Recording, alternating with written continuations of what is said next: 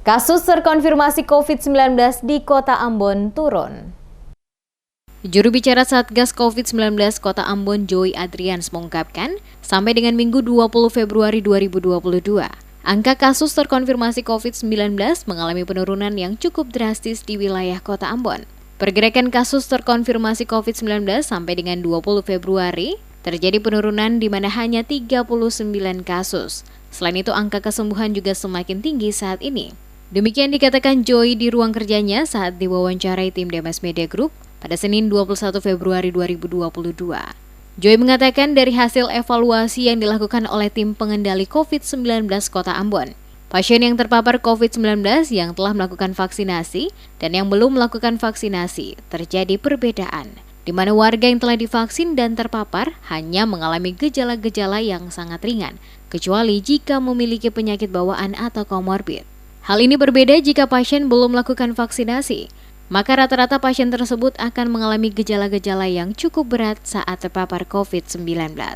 Saat ini, kata Joy, banyak masyarakat Kota Ambon yang belum menjalani vaksinasi tahap 2. Oleh karena itu diharapkan warga segera melakukan vaksinasi, karena jika telah dilakukan maka akan sangat membantu saat terpapar COVID.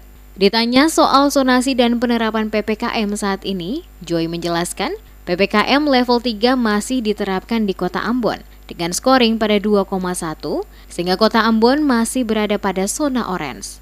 Masyarakat diharapkan dapat mematuhi seluruh himbauan dan aturan yang diterapkan, baik itu jam operasional malam dan pembatasan-pembatasan yang diatur sehingga dapat keluar dari zona orange ke zona kuning. Pergerakan kasus terkonfirmasi ini sampai dengan hari Minggu kemarin itu sudah terjadi penurunan yang sangat drastis, di mana hanya 39 kasus dan angka kesembuhan itu semakin tinggi. Nah, kita ketahui bersama bahwa memang vaksinasi ini sangat terbantu sekali, baik vaksinasi, dan kita berharap masyarakat itu tetap melakukan vaksinasi tahap 1 dan 2.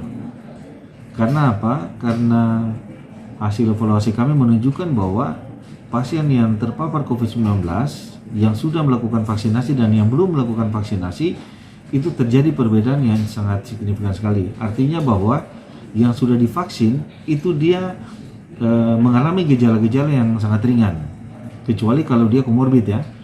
Tapi yang belum vaksin itu rata-rata dia mengalami gejala-gejala yang memang cukup berat. Lebih lanjut, Joy menambahkan saat ini operasi justisi tetap dijalankan oleh Satgas untuk menyadarkan masyarakat agar tetap menggunakan masker saat berada di luar rumah, bahkan di tempat keramaian untuk menerapkan protokol kesehatan.